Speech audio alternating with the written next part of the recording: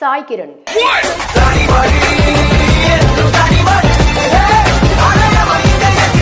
అనగనగా ఆకాశం ఉంది, ఆకాశంలో మేఘం ఉంది అంటూ నువ్వే కావాలి సినిమాలో పాట పాడుతూ తెలుగు ప్రేక్షకులకు పరిచయం అయ్యాడు నటుడు సాయి కిరణ్. అనగనగా ఆకాశం ఉంది, ఆకాశంలో మేఘం ఉంది, మేఘం వెనక రాగం ఉంది.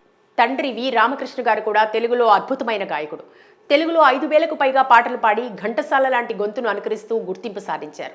ముఖ్యంగా ఎన్టీఆర్ నటించిన వీరబ్రహ్మేంద్ర స్వామి మహత్యం చిత్రంలోని అన్ని పాటలు పాడి ప్రజాదరణ పొందారు. విజ్ఞానం పెరిగిందంటారు. ఇక సాయి కిరణ్ కూడా ఉన్నత చదువులు చదివి నటనపై ఇష్టంతో సినిమాల్లోకి వచ్చారు. నువ్వే కావాలిలో సెకండ్ హీరోగా కనిపించిన ప్రేమించు సినిమాలో పూర్తి స్థాయి హీరోగా మారాడు.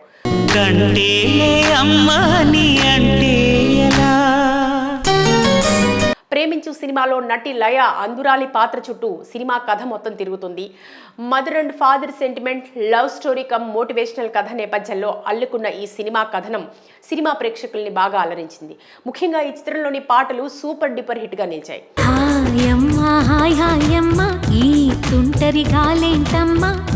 లయ నటనకు నంది అవార్డు వరించింది. ఎన్నో ప్రశంసలు ఈ సినిమాకి దక్కాయి.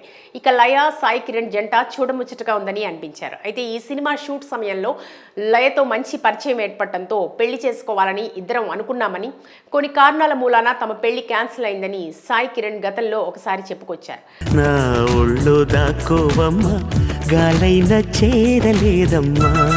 అయితే సాయి కిరణ్ ఒక సందర్భంలో తన లవ్ స్టోరీ గురించి మాట్లాడుతూ, నేను లయ కలిసి ప్రేమించు అనే సినిమా చేశాం. అయితే అది సూపర్ హిట్ అయింది. మా ఇద్దరి కెమిస్ట్రీ కూడా బాగుందని ఎంతో మంది మెచ్చుకున్నారు. అందుకే మేమిద్దరం ఒకటైతే బాగుంటుందని మా ఇంట్లో వాళ్ళు కూడా అనుకున్నారు. అయితే దానికి నేను ఓకే చెప్పాను.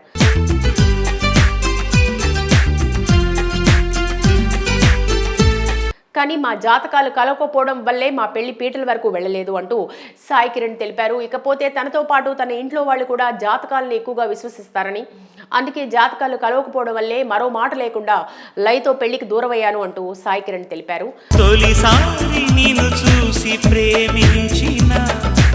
అంతేకాదు తమ మధ్య ప్రేమ అనే విషయం లేదని, జాతకాలు కలిస్తేనే పెళ్లి చేసుకుందామని అనుకున్నామని, అయితే ఇప్పటికీ కూడా తమిద్దరం మంచి స్నేహితులంగానే ఉన్నామని తెలిపారు.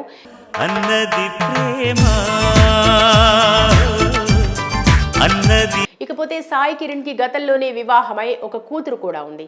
కానీ తన భార్యతో విభేదాలు రావడంతోనే ఆమె నుంచి విడిపోయి ఇటీవల సీరియల్ నటి స్రవంతిని ప్రేమించి పెళ్లి చేసుకున్నారు.